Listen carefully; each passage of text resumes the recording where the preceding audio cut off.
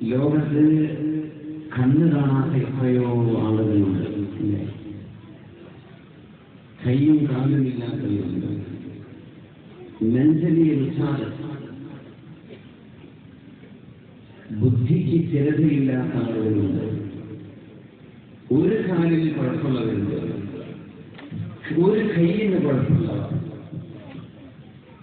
ഒരു കണ്ണ് കാണാത്തവർ, രണ്ടും കാണാത്തവർ, ഇരുന്നിടത്ത് നിന്ന് എഴുന്നേൽക്കാൻ പറ്റാത്ത ആൾ. ഞാൻ ഇന്ന് 3 മണിക്ക് ഒരു രോഗിയെ വഴിയിൽ വെച്ച് സന്ദർശിച്ചു. വാഹനത്തിൽ ഇരിക്കുകയാണ്, 2 കാലും കുഴഞ്ഞുപോയ നല്ലൊരു പാട്ടുകാരനായിരുന്നു അദ്ദേഹം. കണ്ണൂർ ജില്ലക്കാരനാണ്. 2 കാലും പാരലൈസാണ്, നടക്കാൻ കഴിയില്ല. അതോടൊപ്പം 2 കിഡ്നിയും നഷ്ടപ്പെട്ട് ഓരോ 2 ദിവസവും ഡയാലിസിസ് ചെയ്തുകൊണ്ടിരിക്കുകയാണ്. ഒന്ന് ആലോചിച്ച് നോക്കുന്ന നമ്മളൊക്കെ എത്ര അദ്ദേഹത്തിനാണ്. 2 കൈയും കാലും ഇല്ല, നടന്നുപോയി ഡയാലിസിസ് ചെയ്യുന്ന രോഗികൾ ഓർക്കണം, 2 കൈയും കാലുമില്ലാത്ത രോഗികൾ ഡയാലിസിസിന് വരുന്നുണ്ട് എന്ന്. പ്രായമുള്ളവർ ആലോചിക്കണം, എനിക്ക് കിഡ്നി ഫെയിലിയർ വന്നുള്ള പ്രസവനെ ആലോചിക്കുക. എന്നാൽ 40 കൊല്ലം കഴിഞ്ഞിട്ടല്ലേ വന്നത്.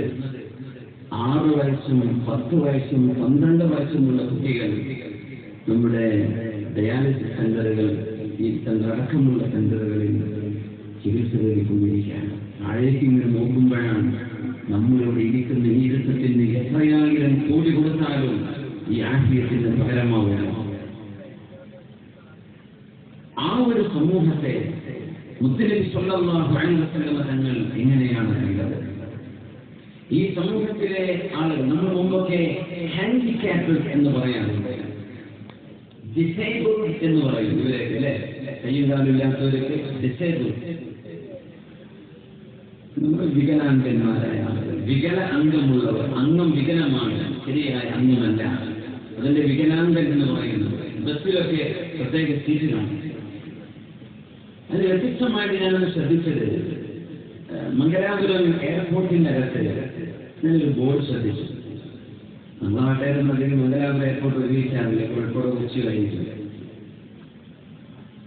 അവിടെ ഒരു ബോർഡ് ഡിഫറൻഷ്യലി ഏബിൾ, വ്യത്യസ്തമായ രീതിയിൽ കഴിവുള്ളവർ, അവരുടെ ടോയ്ലറ്റാണ് ഇത്.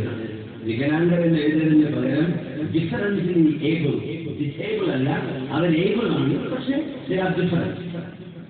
അതൊരു നല്ല ആശയമായി എനിക്ക് തോന്നി, നല്ലൊരു ആശയം. കയ്യും കാലും ഇല്ലാത്ത ഒരാളതിൽ യാത്ര ചെയ്യുമ്പോൾ ഞാനൊരു വികലമായ അംഗമുള്ളവനാണ് എന്ന് എന്നെപ്പറ്റി ചിന്തിക്കുന്നതിന് പകരം എന്നിൽ വ്യത്യസ്തമായ രീതിയിൽ കഴിവുണ്ട്. 2 കണ്ണും കാണാത്തവർ ശബ്ദം കൊണ്ട് പെട്ടെന്ന് തിരിച്ചറിയും. 100 കണക്കിന് ആളുകൾക്കിടയിൽ ശബ്ദം കൊണ്ട് തിരിച്ചറിയും. കൈ പിടിച്ചാൽ 2 കണ്ണും കാണാത്തവർ കൈയിന്റെ സ്പർശം കൊണ്ട് തിരിച്ചറിയും ഇന്ന ആളാണെന്ന്. അല്ലാഹു വ്യത്യസ്തമായ കഴിവൊക്കെ നൽകുകയാണ്. ഇങ്ങനെ ഒരു സമൂഹം നമുക്കിടയിൽ ജീവിച്ചുകൊണ്ടിരിക്കുന്നു. രോഗികളായ ആളുകൾ, നമ്മുടെ മക്കളിൽ എന്തെങ്കിലും വൈകല്യമുള്ള ആളുകൾ, അവരോട് എങ്ങനെ പെരുമാറാനാണ് മുത്തനബി സ്വല്ലല്ലാഹു അലൈഹി വസല്ലം തങ്ങൾ നമ്മളോട് പറഞ്ഞത്? ഒരു സദ്യക്ക് വരുമ്പോൾ, ഒരു കല്യാണത്തിന് വരുമ്പോൾ, ഒരു ഗ്യാതറിംഗിൽ നമ്മൾ ഇരിക്കുമ്പോൾ വ്യത്യസ്തരായ ആളുകളെ കാണാൻ കഴിയും. ഇങ്ങനെ നമ്മൾ അവരോട് പെരുമാറേണ്ടത്. അതിൻ്റെയൊക്കെ മുമ്പ് നമുക്കൊരു പ്രാർത്ഥന ചൊല്ലണം, ഒരു ദുആ ചൊല്ലണം. അല്ലാഹു നൽകുന്ന ഏറ്റവും വലിയ അനുഗ്രഹമാണ് നമ്മുടെ ആരോഗ്യം. അല്ലാഹു നമുക്കത് നിലനിർത്തി തരട്ടെ.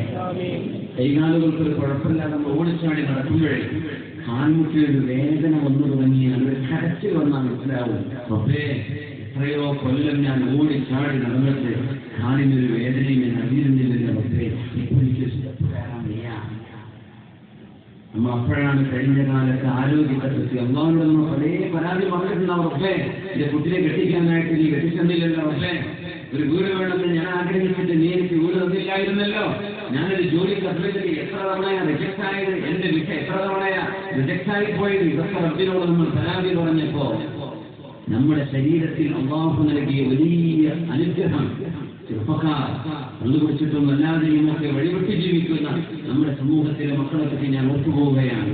അവരറിയുന്നുണ്ടോ ഇല്ല എന്ന് പറയുന്ന ഇല്ലായ്മയെക്കാളും ഒരുപാട് ഉണ്ട് എന്ന് നമ്മുടെ ശരീരത്തിലെ നിഅ്മത്തുകൾ നമ്മളോട് വിളിച്ചു പറയാൻ അതൊക്കെ മറന്നിട്ടാണ് നമ്മൾ ഇല്ല ഇല്ല എന്ന് പറയുന്നത്. ഇത് നന്ദി കേടാണ്, നമ്മൾ ചെയ്യാൻ പാടുള്ളതല്ല. മുസ്ലിം ഞങ്ങൾ പറഞ്ഞു, ആർക്കെങ്കിലും അല്ലാഹു നൽകിയ ആരോഗ്യം നഷ്ടപ്പെടരുത് എന്ന ആഗ്രഹമുണ്ട്. ആർക്കെങ്കിലും അല്ലാഹു നൽകിയ സമ്പത്ത് നഷ്ടപ്പെടരുത് എന്ന ആഗ്രഹമുണ്ടെങ്കിൽ, ആർക്കെങ്കിലും അല്ലാഹുവിന്റെ ശിക്ഷ വന്ന് ഇറങ്ങരുത് എന്ന ആഗ്രഹമുണ്ടെങ്കിൽ ഈ പ്രാർത്ഥന അവർ എപ്പോഴും ചൊല്ലിക്കൊണ്ടിരിക്കട്ടെ എന്ന്. ആ ദുആ നിങ്ങൾ അറിയുന്നവരായിരിക്കാം, സാധുമാർ, ആലിമീങ്ങൾ, അവരോടല്ല ഞാൻ പറയുന്നത്. സാധാരണക്കാരായ ആളുകൾ നിങ്ങൾ പഠിച്ചു വെക്കുക, ഇങ്ങനെ ദുആ ചെയ്യണമെന്നാണ്. اللهم إني أعوذ بك من زوال نعمتك وتحول عافيتك وفجاءة نقمتك وجميع سخطك. اللهم إني أعوذ بك ഞാൻ നിന്നോട് കാവൽ ചോദിക്കുന്നു റബ്ബേ, മിൻ സവാലി നിഅമതിക, നീ തന്ന അനുഗ്രഹങ്ങൾ നീങ്ങിപ്പോകാതിരിക്കാൻ അല്ലാഹുവേ നീ ഞങ്ങളെ സഹായിക്കണേ. അനുഗ്രഹം, ജോലിയുണ്ട് ഇഷ്ടപ്പെട, കച്ചവടമുണ്ട് നഷ്ടം, വാഹനമുണ്ട് ഇടിയോടിടി, തകർച്ചയോട് തകർച്ചയാണ്, അപകടമാണ്. നിഅമത്ത് നീങ്ങിപ്പോകാതിരിക്കണമെങ്കിൽ ഇങ്ങനെ ദുആ ചെയ്തിട്ട് രക്ഷയുണ്ടാക്കണം. നമ്മൾ ഇൻഷുർ ചെയ്യില്ല. ഇതാണ് ശരിയായ ഇൻഷുറൻസ്. ശരിയായ ഇൻഷുറൻസ് അല്ലാഹു നൽകുന്ന അഷ്വറൻസ്, അല്ലാഹു നൽകുന്ന ഉറപ്പാണ്. اللهم إني أعوذ بك من زوال نعمتك وتحول عافيتك.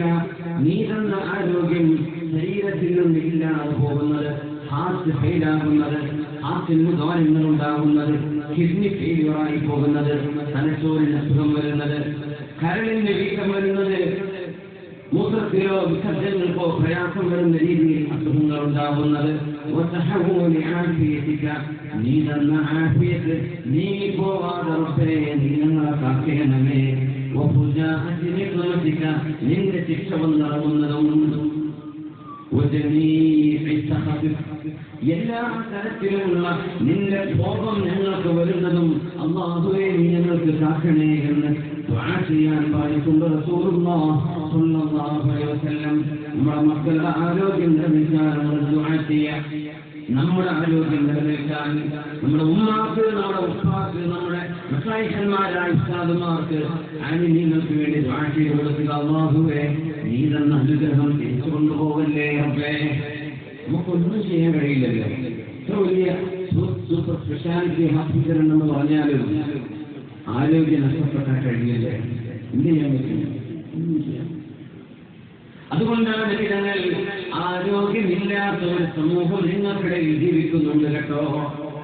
അതുകൊണ്ട് നിങ്ങളാരെങ്കിലും അംഗവൈകല്യമുള്ള ഒരാളെ കാണുകയാണെങ്കിൽ, രണ്ട് കണ്ണും കാണാൻ കഴിയുന്ന നിങ്ങൾക്ക് രണ്ട് കണ്ണുകളും ഇല്ലാത്ത ഒരാളെ കാണേണ്ടി വരുമ്പോൾ, കുഷ്ഠരോഗിയായ ആളുകൾ, യാത്ര ചെയ്യുന്ന ആളുകൾ, റെയിൽവേ സ്റ്റേഷനുകളിലോ ബസ് സ്റ്റാൻഡുകളിലോ ബസ് സ്റ്റോപ്പുകളിലോ നിങ്ങൾക്ക് എത്രയോ വൈവിധ്യമാർന്ന ജീവിത രീതികൾ, വൈവിധ്യമാർന്ന ശരീരപ്രകൃതങ്ങളുള്ളവർ, വിചിത്രമായി തോന്നുന്നവർ, അങ്ങനെ അല്ലാഹു ശരീരം കൊണ്ട് പരീക്ഷിച്ച ആളുകളെ നിങ്ങൾ കാണുകയും അവർക്കുണ്ടായ അനുഭവം നിങ്ങൾക്കുണ്ടാവരുത് എന്ന് നിങ്ങൾ ആഗ്രഹിക്കുകയാണെങ്കിൽ നിങ്ങൾ ഇങ്ങനെ ചൊല്ലണം: അല്ലാഹുമ്മ അൽഹംദുലില്ലാഹില്ലദീ ആഫാനി മിമ്മ ഇബ്തലാക ബിഹി വഫളലനി അലാ കസീരിൻ മിമ്മൻ ഖലഖ തഫ്ളീലാ. അന്ന് കാണാത്ത ഒരാൾ നമ്മുടെ വീട്ടിനിടയിലൂടെ ട്രെയിനിലൊക്കെ കാണില്ലേ, ഇഷ്ടം പോലെ ആളുകൾ ജനറൽ കോച്ചുകളിലും അല്ലാത്തതിലൊക്കെ കയറി വരില്ലേ, വല്ലതും തരണേ എന്ന് പറഞ്ഞ് നിലത്ത് എഴിഞ്ഞുകൊണ്ട്, മുട്ടുകുത്തിക്കൊണ്ട്, തപ്പിത്തടഞ്ഞുകൊണ്ട്, രണ്ട് കൈകൾ മുറിക്കപ്പെട്ടിട്ട് കാലുകൊണ്ട് വേച്ച് നടന്നിട്ടൊക്കെ വരുമ്പോ റബ്ബേ എന്നെ ഇങ്ങനെ ആക്കിക്കളയല്ലേ നമ്പുരാനെ എന്ന് ആഗ്രഹമുണ്ടെങ്കിൽ പറയേണ്ടത് അൽഹംദുലില്ലാഹ്. മനസ്സിൽ പറയാ: الحمد لله الذي عافاني مما ابتلاك به وفضلني على كثير ممن خلق تفضيلا. അല്ലാഹുവേ, ഈ മനുഷ്യനെ നീ പരീക്ഷിച്ച പോലെ നീ എന്നെ പരീക്ഷിച്ചിട്ടില്ലല്ലോ. അൽഹംദുലില്ലാഹ്.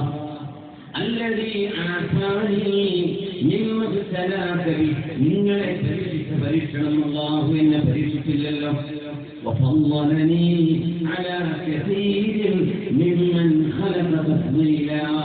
അള്ളാഹുവിന്റെ സൃഷ്ടികളിൽ എത്രയോ ആളുകളെക്കാളും അള്ളാഹു എന്നെ ഉന്നതനായി പടച്ചുവല്ലോ എന്ന് അത്തരം ആളുകൾ വീട്ടുമുറ്റത്തെ യാചിക്കാൻ വരുമ്പോ, സ്റ്റാൻഡിൽ കാണുമ്പോ, നമുക്കിടയിലൂടെ നടന്നു പോകുമ്പോ കാണേണ്ടി വരുമ്പോ അവരൊക്കെ നമ്മളെ പോലെ നടക്കാൻ ആഗ്രഹിക്കുന്നവരാണെന്ന് നോക്കണം. രണ്ട് കണ്ണുകൊണ്ടും കാണാൻ കൊതിയുള്ളവരാണ്. അവർക്കും മനുഷ്യന്മാർക്കിടയിൽ അന്തത്തിൽ ഇറങ്ങി നടക്കണമെന്നും മുന്തിയ ഷർട്ടും പാൻസും ഒക്കെ ധരിക്കണമെന്നും ഒക്കെ ആഗ്രഹമുള്ളവരാ. പക്ഷേ അല്ലാഹു ഇവിടെ വരെ പരീക്ഷിച്ചിരിക്കുകയാണ്. ഒരു പക്ഷേ നാളെ പരലോകത്ത് രക്ഷപ്പെടുന്നവരായിരിക്കാം.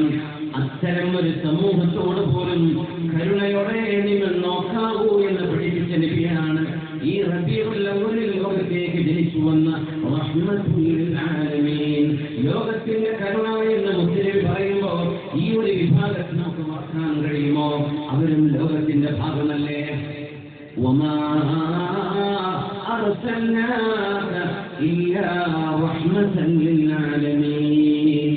ലോകത്തിന് റഹ്മത്താണ് നബിയേ നിങ്ങൾ. കയ്യും കാലും ഇല്ലാത്തവർക്ക് റഹ്മത്താണ്, കുഷ്ഠരോഗമുള്ളവർക്ക് റഹ്മത്താണ് നബിയേ, അന്ധന്മാർക്ക് റഹ്മത്താണ് നബിയേ നിങ്ങളെന്ന് നബിതങ്ങളെ സംബന്ധിച്ച് പരിശുദ്ധ ഖുർആൻ പറയുന്നു. ആ ഹബീബ് എന്തൊക്കെ മാർഗദർശനങ്ങളാണ് നമുക്ക് പഠിപ്പിച്ചു തന്നത്. ഹബീബായ നബിതങ്ങൾ എങ്ങനെയാണ് ഇവർക്കൊക്കെ കരുണയായി വന്നത്? നാളെ നമുക്കറിയുമോ, നമുക്ക് ജനിക്കാൻ പോകുന്ന കുഞ്ഞിന് രണ്ട് കണ്ണുകളുമില്ലാത്ത ഒരു അന്ധനായ ഒരു മോനോ ജനിച്ചാൽ എന്താണ് നമ്മുടെ അവസ്ഥ? നമുക്കറിയുമോ, നമ്മുടെ ആങ്ങൾക്കോ പെങ്ങൾക്കോ രണ്ട് കൈകളും ഉണ്ടായിരിക്കെ ഒരു ആക്സിഡന്റ് പറ്റുകയും ഒരു കൈയിൽ മുറിഞ്ഞു പോവുകയും നാളെ മുറിച്ചു മാറ്റണമെന്ന് ഡോക്ടർമാർ പറഞ്ഞ് നാളെ നമ്മൾ വേച്ച് നടത്തുമ്പോൾ അങ്ങനെ ഒരു അവസരം വരുമോ? ചിന്തിക്കാറുണ്ടോ നമ്മൾ? എന്റെ ചെവിയുണ്ടായതിന്റെ ശേഷം എനിക്ക് ജോലിയില്ല, വീടില്ല, കാറില്ല, നിർത്തിയ ഫോണില്ല എന്നൊക്കെ പരാതി പറയുമ്പോ എന്റെ കേൾക്കുന്ന ചെവികൾ അല്ലാഹു നിങ്ങൾക്ക് നൽകിയില്ലയോ? ചെറിയ അനുഗ്രഹമാണോ? ഇതൊന്നുമില്ലെങ്കിലും ബുദ്ധി അല്ലാഹു തന്നില്ലേ? മജ്നൂനാവാതെ ഭ്രാന്തൻ എന്ന് ജനങ്ങൾ വിളിക്കാതെ അല്ലാഹു നിങ്ങളെ രക്ഷപ്പെടുത്തിയില്ലയോ? തങ്ങളുടെ കാലത്ത്, ജാഹിലിയ്യ കാലത്ത് അറബികൾക്ക് അന്ധന്മാരോട് സ്നേഹമുണ്ടായിരുന്നു, കാലിന് മടന്നുള്ളവരോട് ദയവുണ്ടായിരുന്നു, അംഗവൈകല്യമുള്ള ആളുകളോട് മനസ്സിലെന്തെന്നില്ലാത്ത ദയാവായ്പകൾ ഉണ്ടായിരുന്നു. പക്ഷേ അവരൊക്കെ എമ്പാടും സഹായിക്കും, പക്ഷേ കൂടെ ഇരുന്ന് ഭക്ഷണം കഴിക്കില്ല. അങ്ങനെ ഒരു അന്ധവിശ്വാസം. കൂടെ ഇരുന്ന് ഒരു അന്ധനായ ആള് ഭക്ഷണം കഴിക്കാൻ വേണ്ടി വന്നാൽ ഇവരൊക്കെ എഴുന്നേറ്റ് വേറെ പോകും. നിബിധങ്ങൾ ഇസ്ലാം പഠിപ്പിക്കുന്നതിന് മുമ്പ് കുഷ്ഠരോഗിയെ കണ്ടാൽ സംഭവം പൈസ കൊടുക്കും, ഭക്ഷണം കൊടുക്കും. അയാളുടെ കൂടെ ഇരുന്ന് ഭക്ഷണം കഴിക്കുമോ? ഇല്ല. ആ ഇടക്കാണ് പരിശുദ്ധമായ ഖുർആനിലെ ആയത്ത് ഇറങ്ങുന്നത്. നബിയെ പറഞ്ഞു കൊടുക്കണേ, നബിയെ ولا على الأعرج حرج ولا على المريض حرج ولا على أنفسكم حرج أن تدخلوا من بيوتكم أو بيوت آبائكم أو بيوت أمهاتكم. വിരോധമില്ല, ഒരു കുഴപ്പവുമില്ലല്ലോ. കണ്ടു കാണാത്ത ആളായിരിക്കട്ടെ, മുടന്തനായിരിക്കട്ടെ, രോഗിയാവട്ടെ, എത്ര മാരകമായ രോഗമുള്ള ആളാണെങ്കിലും കാലിന് മുടന്തുള്ളവനോ കണ്ണു കാണാത്തവനോ ഉച്ചരോഗം വന്നവനോ ആകട്ടെ, കൂടെ ഇരുന്ന് ഭക്ഷണം കഴിക്കുന്നതിന് യാതൊരു വിരോധവുമില്ലല്ലോ. നിങ്ങളുടെ വീട്ടിൽ നിന്നോ, ഉപ്പയുടെ വീട്ടിൽ നിന്നോ, ഉമ്മയുടെ വീട്ടിൽ നിന്നോ, ജ്യേഷ്ഠന്റെയോ അനുജന്റെയോ പെങ്ങളുടെയോ അമ്മാവന്റെയോ അമ്മായിയുടെയോ മുത്താപ്പയുടെയോ ഇളാപ്പയുടെയോ നിങ്ങൾ താക്കോൽ സൂക്ഷിക്കുന്ന നിങ്ങളുടെ ഷോപ്പിൽ നിന്നോ, നിങ്ങളുടെ സുഹൃത്തിന്റെ വീട്ടിൽ നിന്നോ ഇവരോടൊപ്പം ഇരുന്ന് ഭക്ഷണം കഴിക്കുന്നതിന് യാതൊരു വിരോധവുമില്ല. അത് നിങ്ങൾ അറപ്പും വെറുപ്പുമായി കാണരുതേ എന്ന് സൂറത്തുൻ നൂറിലൂടെ അല്ലാഹു മനുഷ്യ സമൂഹത്തോട് പറഞ്ഞിട്ടുണ്ട്. വെറുപ്പോടെ കാണരുത്, കൂടെ ഇരിക്കാൻ. അതൊക്കെ നമുക്ക് കാണിച്ചു തന്ന മഹാന ഇന്നിവിടെ ദുആ ചെയ്തു പോയ ബഹുമാനപ്പെട്ട നമുക്കറിയാലോ. ഏതാളും ഇരുന്നാലും ഇരിക്കും നമ്മുടെ അതിഥിയാണ് എന്ന് പറഞ്ഞ് പിടിച്ചിരുത്തി ആ തളികയിൽ നിന്ന് ഭക്ഷണം കഴിക്കുമ്പോഴതിന്റെ ആദാബുകളും മര്യാദകളും സുന്നത്തും പറഞ്ഞു തന്ന് ഒരുമിച്ച് കൈയിട്ട് ഒരു പാത്രത്തിൽ നിന്ന് തീറ്റിക്കുകയും ഭക്ഷിപ്പിക്കുകയും കുടിപ്പിക്കുകയും ചെയ്ത് സ്നേഹമായ സ്നേഹം അത് ഈ ലോകത്തിന് പഠിപ്പിച്ച വലിയ നേതാവാണ് ഇവിടെ ദുആ ചെയ്തു പോയ ബഹുമാനപ്പെട്ട മുത്തുനബിയുടെ സുന്നത്താണ്. അറപ്പും വെറുപ്പും തോന്നരുത്.